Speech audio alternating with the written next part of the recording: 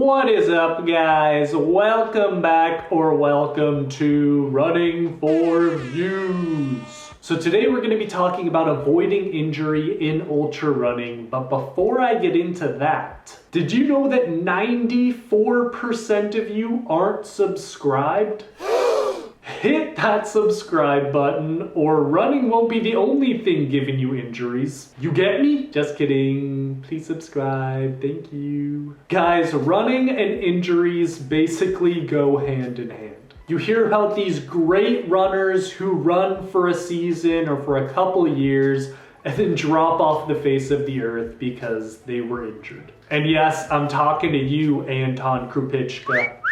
I've been running ultras since I was about 18 years old, and let me tell you, when you're a teenager, you can basically do whatever the hell you want and never get injured. However, I'm 30 now. I do not feel like I am 18 anymore. So that means I need to take care of my body to stay injury free. So in 2019, I had a pretty bad knee injury that would flare up every time I went running for more than like a half mile. And it lasted for almost 6 months. Not being able to run for 6 months sucked. It was the worst. I never wanted it to happen again, so I started researching and found out the things that worked for me to keep me injury free. It's been 5 years since I got that knee injury, and I haven't had a single injury since. So I am going to tell you the 5 things that you need to be doing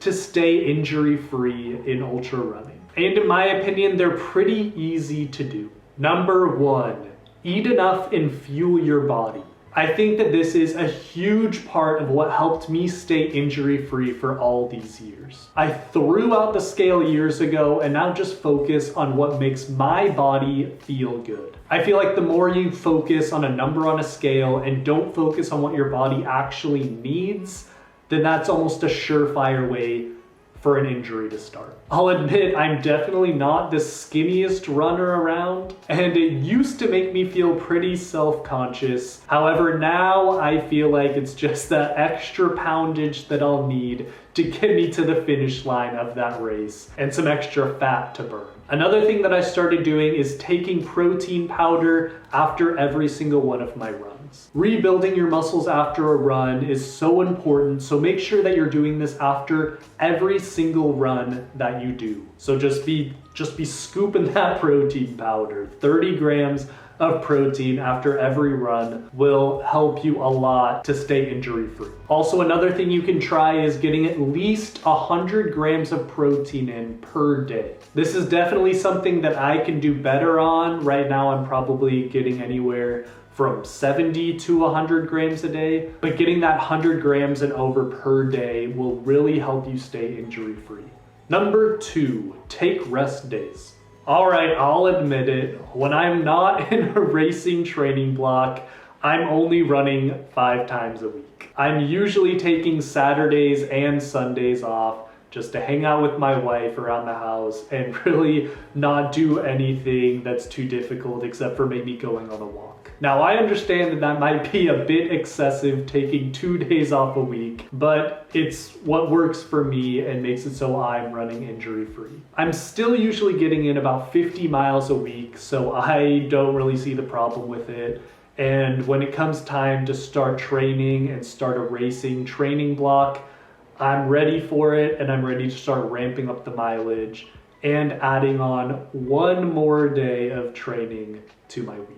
And keep in mind that this 1 rest day that I take off per week during a racing training block, I'm taking completely off. Like, the only time I'm getting off the couch that day is to walk to Domino's and get a pizza. Another thing that some more elite runners do is a 10-day training block. So they train for 10 days and then take a day off every 10 days. But for me, I just do 1 to 2 days off per week. Could I probably add in a cross training day? Yes, but I don't. But yeah, that 1 day off per week will really help your muscles recover and rebuild and really help prepare you mentally as well for the next week to come. Number 3, gradually build miles. Now, in my opinion, this is where people get injured the quickest. We all know that guy who doesn't go running for a month and then thinks that he needs to go run 10 miles one Saturday and is injured for the next year.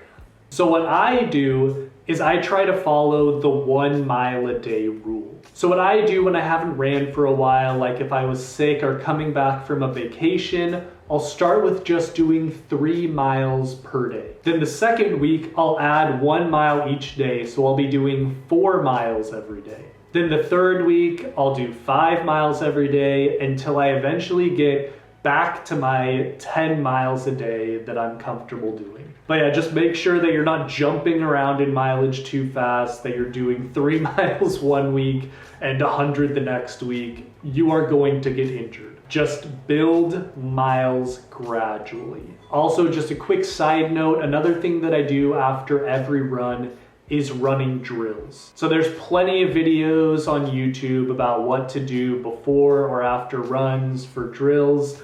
For me, I do some pretty weird stuff, but yeah, just if you want me to do a video on that, I'll do it. Just let me know in the comments below.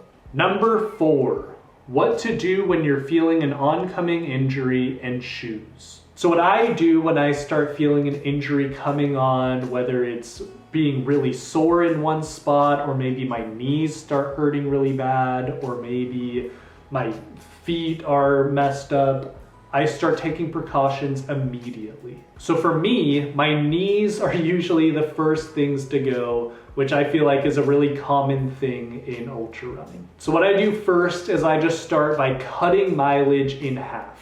So once I start feeling those injuries creeping up, cut the mileage in half immediately. Next, I start taking turmeric pills. So turmeric pills are great for just reducing inflammation, and I feel like these and some other things are something that really helps me come back from when I had a knee injury. Then I'll break out the knee brace. So for the knee brace, I'm just gonna be wearing this all day, every day, except for when I'm asleep, and just really trying to get that knee recovered as quickly as possible. And I'm just gonna continue wearing this until the knee problem is gone. I'll also wear it even on runs sometimes if my knees are really bothering me, and it helps. I mean, the knee problems go away after a few days, so I would definitely recommend trying this if you're having some kind of knee problems. I bet it works as well on ankles and other injuries. So another thing that I like to do is called roll and pound. So this is just a foam roller. I like to use this on my IT bands that run along the side of your quads basically, and it just really helps loosen up all the muscles in your legs and even up into your back. And you can use this anywhere. You can use it to roll out your back, your quads, your just whatever is hurting, just sit on the ground and start rolling this back and forth on your muscles. The massage gun is also great. I just use this along my IT band as well. I also, whenever I get like some back problems, I just will have my wife come and she'll just hammer away at it with this thing for about 30 minutes. It hurts a lot at first, but by the next day, the problem is gone. But yeah, guys, I'll leave all the stuff that I just talked about in the link in the description, and you can go check that out on Amazon. Another thing that you could do is replace your running shoes. So I use Strava to keep track of how many miles I've put on my shoes, and you can do that just in the gear section of Strava. So once I get to about 400 or 500 miles on a pair of shoes, I'm gonna start looking for a new pair and buy them as soon as possible. So another thing to keep in mind is that I feel like for every runner, you need a shoe that has a lot of cushioning. This just will help with recovery. It will help you have less impact as you run. It'll just help you stay injury-free for longer. I feel like that's one of the main reasons why runners aren't getting injured as often, because they have shoes with this much stack height. So the shoes that I personally use are the Speed Goat 5 for trails, and then I use the Brooks Ghost shoes for the roads. So as you can see, both of these shoes have a pretty decent stack height on them. And then for me, I have to change my running shoes out about every 6 months. So every 6 months, I'm going to be getting 2 new pairs of running shoes. And I know that it's pretty expensive to buy 4 pairs of running shoes every year, but it makes me happy to be injury free, and so it's what I do.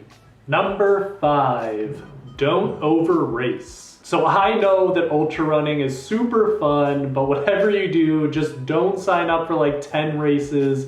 You'll definitely get injured doing that. So the normal recommendation is about 3 ultras per year. So that's anything over a 50K.